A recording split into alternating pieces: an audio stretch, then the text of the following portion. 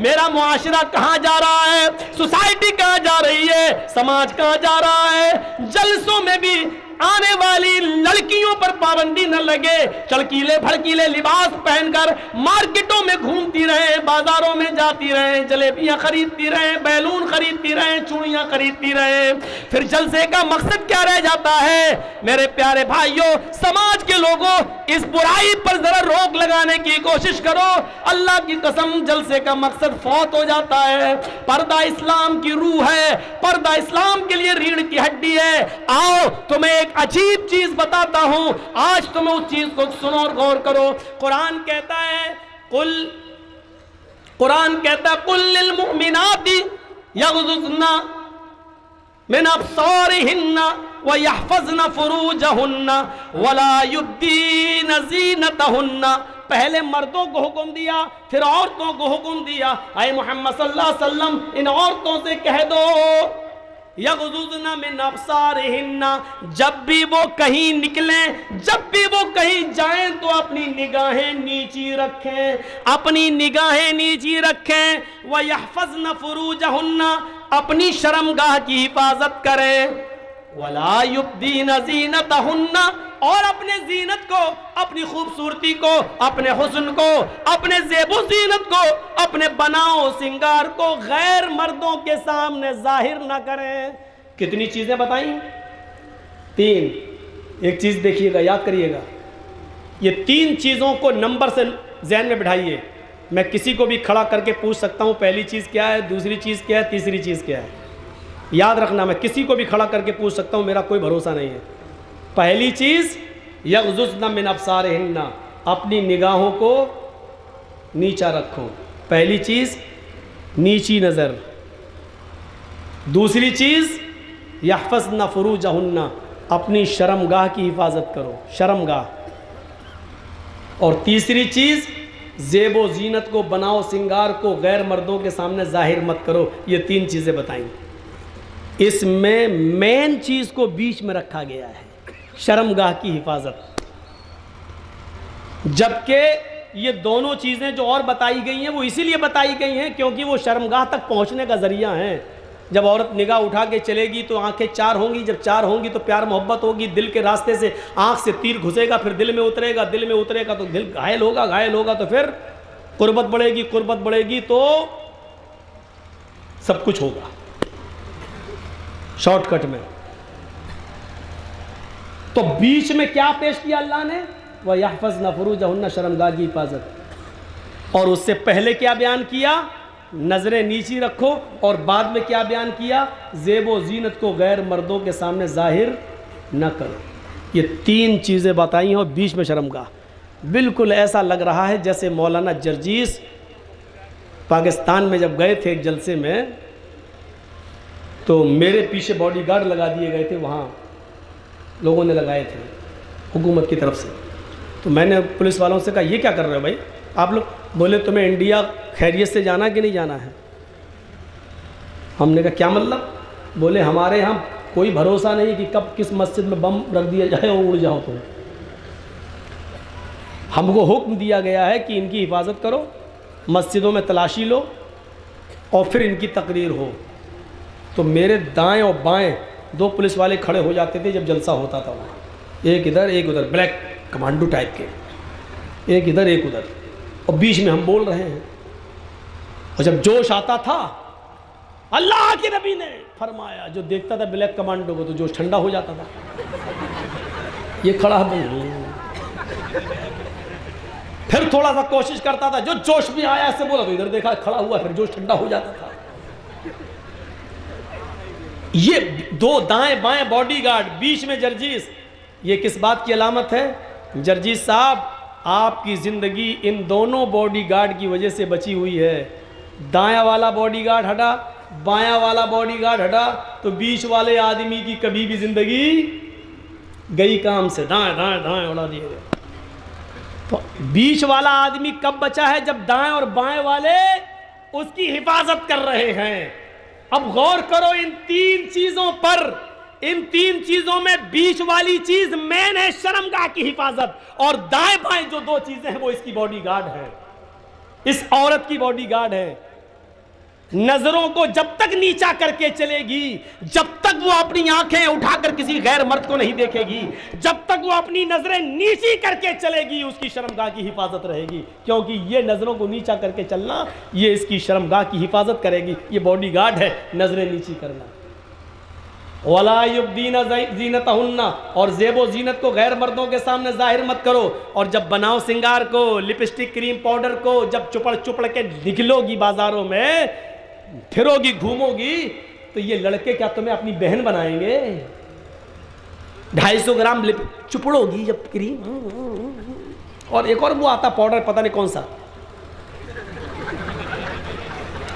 जानते हो ये पाउडर का नाम क्या? Water proof powder. औरतों ने सोचा कि जब बारिश होती है तो हमारा चेहरा धुल जाता, तो आनी काली तेली निकलते, तो अब उन्होंने वाटर प्रूफ पाउडर बनवा लिया। अब चाहे कितना पानी आए वो पाउडर लगा रहेगा। अब वो पाउडर तब भी नहीं छूटेगा जब उसका आदमी उसको चूमेगा, चाटेगा, तब भी उसके मुंह में चला जाएगा, लेकिन छूटेगा नहीं। उसका शौहर अजीब किस्म का पाउडर आता है, अजीब सब, देखिए उसकी शक्ल तक नहीं देखी जाती, लेकिन बड़े शौक से लगाते हैं। और जो लगा के निकलती है तो कसम खुदा की ऐसा लगता है जैसे अमेरिकन बंदरिया जा रही हो।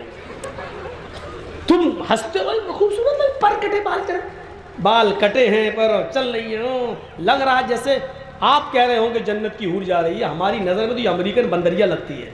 अच्छी खासी खूबसूरती अल्लाह ने दी थी और इसने अपने आप को अमेरिकन बंदरिया बना लिया, अमेरिकन बंदरिया। तो बीच में जो चीज़ है वो है शर्मगाह, और दाएं बाएं उसके बॉडीगार्ड। तो अल्लाह ताला ने इशारा किया, जब तक तुम नजरें नीची करके चलोगी और जब तक बनाओ सिंगार को गैर मर्दों के सामने जाहिर नहीं करोगी, ज़ेबो ज़ीनत को गैर मर्दों के सामने नहीं दिखाओगी, तब तक तुम्हारी शर्मगाह की हिफाजत रहेगी। और जैसे ही तुम सड़कों पर, बाजारों में मेकअप करके चलने लगोगी और नजरें उठा के, आंखें ऊपर कर करके, सर उठा कर चलोगी, तो बीच वाली चीज की कोई जिम्मेदारी नहीं है, क्योंकि बॉडीगार्ड ही नहीं रहा। तो बीच वाली चीज पर कभी भी हमला हो सकता है। आए फातिमा, आए ज़ैनब, आए रुकैया, आए उम्मे कुलसूम, आए आयशा, आए ज़ारा, आए सारा, आए हाजरा, ये दोनों चीजें अगर तेरी उड़ गई बॉडीगार्ड, तो तुझे ज़ारा से निर्भया कभी भी बनाया जा सकता है। क्योंकि बॉडीगार्ड नहीं रहे हैं, तू कभी भी दरिंदगी का शिकार हो सकती है। चलती बस में तेरे साथ 10-10 लड़के भेड़िए बनकर तेरी इज्जत व आबरू को कभी भी लूट सकते हैं, और चलती हुई बस से तुझे धक्का दे सकते हैं। कभी भी तेरी इज्जत व आबरू लूट सकती है, क्योंकि तेरे बॉडीगार्ड तेरे पास से खत्म हो चुके हैं। क्योंकि नजरें नीची करके तू नहीं चल रही है, और मेकअप और खुशबू और परफ्यूम लगा के तू जा रही है। अब बॉडीगार्ड ही नहीं रहे तो शर्मगाह की हिफाजत होगी कैसे? कुरान ने इन दोनों चीज़ों को बॉडीगार्ड की हैसियत से पेश किया। वह अहसनत फरजहा, और जो अपनी शर्मगाह की हिफाजत करती हो, 3 चीज़ें, जो 5 वक्त की नमाज पढ़ती हो और रमज़ान के पूरे महीने के रोज़े रखती हो और अपनी शर्मगाह की हिफाजत करती हो, वह अताअत बालहा, और चौथी चीज़ जो अपनी शौहर की खिदमत करती हो, इताअत व फरमाबरदारी करती हो। सुन लो, औरत सिर्फ अपने शौहर की इताअत व फरमाबरदारी करने के लिए पैदा की गई है, इसमें कमी बर्दाश्त नहीं की जा सकती है। इसीलिए अल्लाह के नबी सल्लल्लाहु अलैहि वसल्लम ने फरमा दिया है, और थोड़ी देर के लिए मुझे माफ़ करना कि मौलाना जर्जीस साहब इस तरीके की बातें क्यों कर रहे हैं। अल्लाह के रसूल ने इसीलिए इशारा किया है, आए ख्वातीन, आए लेडीज़, आए औरतों, तुम्हारा शौहर थका हुआ, मांदा हुआ, परेशान हाल, बिजनेस करके, मजदूरी करके जब थका हुआ घर में आता है, तो औरत की जिम्मेदारी होती है कि वो अपने थके हुए शौहर का खुलकर इस्तेमाल करे। जैसी दरवाजे पर दरवाज़ा खोलने जाए तो मुस्कुराते हुए उसका दीदार करे। यहाँ होता उल्टा है, औरत बेचारा, आदमी दिन भर बेचारा काम करके आया और जैसी घर में घुसा बीवी ने अपनी दास्तान सुनाना शुरू कर दी। प्लग खराब हो गया बिजली का, पंखा नहीं चल रहा है, मोटर फूक गया। अरे अल्लाह की बंदी, ये बात थोड़ी देर में भी कह सकती थी। तेरा शौहर घर में आया है, वो तेरा शौहर है, बिजली मैकेनिक नहीं है जो बिजली संभालेगा। आते ही अब आए, कब से बिजली खराब है, उसका मूड खराब हो गया, कम वक्त में तो दिन भर का थका हुआ आया हूं। बहुत सी औरतें शिकायत करती हैं, मेरा शौहर 12 बजे रात में घर में आता है, पता नहीं कहाँ बैठा रहता है, 1 बजे घर में आता है। मेरी बहनों, एक बात तुम्हें बताता हूं, सुनो। अगर तुम घर में अच्छे कपड़े पहनकर नहीं रहती हो, बन संवर कर नहीं रहती हो, साफ लहजे में कह दूं कि परफ्यूम और खुशबू लगाकर मेकअप करके घर में तुम नहीं रहती हो, तो फिर तुम्हें यह शिकायत करने का कोई हक नहीं है कि मेरा शौहर 12 बजे घर में आता है, 1 बजे घर में आता है। वो पूरी रात भी घर नहीं आएगा, क्योंकि जब तुम उसके लिए बन सवर कर तैयार ही नहीं हो, तो वो इतनी जल्दी आकर क्या करेगा तुम्हारे पास? बदबू सूंघेगा तुम्हारे पसीने की। उस औरत को शिकायत करने का कोई हक नहीं है। 12 बजे आता है, 2 बजे आता, हम तो कह रहे पूरी रात न जाए, भंगन मन के रहेगी, कौन जाए तेरे पास? हाँ, तुम्हारी शिकायत उस वक्त जायज है जब तुम बन सवर कर अपने शौहर का इंतजार करो। औरत लिपस्टिक भी लगा सकती है। आती थी पहले लिपस्टिक, उसमें खिंजीर की चर्बी। अब सारी कंपनियों ने कह दिया है कि हम ये लिख के देने के लिए तैयार हैं कि हमारी लिपस्टिक में चर्बी, खिंजीर की चर्बी, सूअर की चर्बी की आमेजिश नहीं है। कंपनियों ने इस बात का प्रमाण पेश किया है और गवाही दी है। अगर ये कन्फर्म हो कि सूअर की चर्बी है तब तो नहीं लगा सकती है, लेकिन नहीं है तो लगा सकती है। और शौहर के लिए बाहर नहीं, बाहर जा रही लिपस्टिक लगा के पता नहीं, ऐसा लगता है जैसे किसका खून पी के आ रही हो। अपने घर में रहो, आदमी ज़्यादा से ज़्यादा यही समझेगा ना घर की अपने आदमी का खून पिया, वो तो पियो, वो तो रोज़ पी रही हो, तो कोई फर्क नहीं पड़ता। अपने अगर आपका शौहर लिपस्टिक को पसंद करता है तो आप घर में लिपस्टिक लगा सकती हैं, क्रीम पाउडर लगा सकती हैं, रंग जाहिर हो ऐसा मेकअप आप इस्तेमाल कर सकती हैं। मर्द की जीनत, मर्द की खुशबू वो है जिसका रंग जाहिर ना हो, खुशबू उठे, खुशबू उठे, ये मर्द की जीनत है। क्या है? रंग जाहिर ना हो।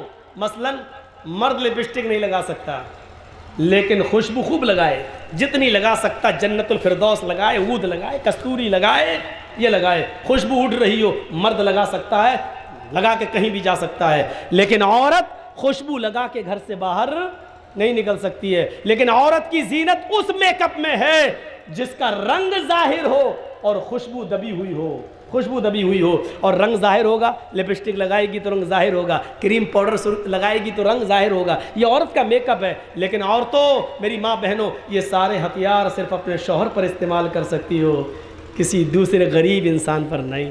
वो तो मर जाएगा बेचारा, शौहर को मारो। इसलिए कि तुम्हें ये सारे हथियार चलाने की इजाजत शरीयत ने दी है, लेकिन शौहर पर, किसी और पर नहीं।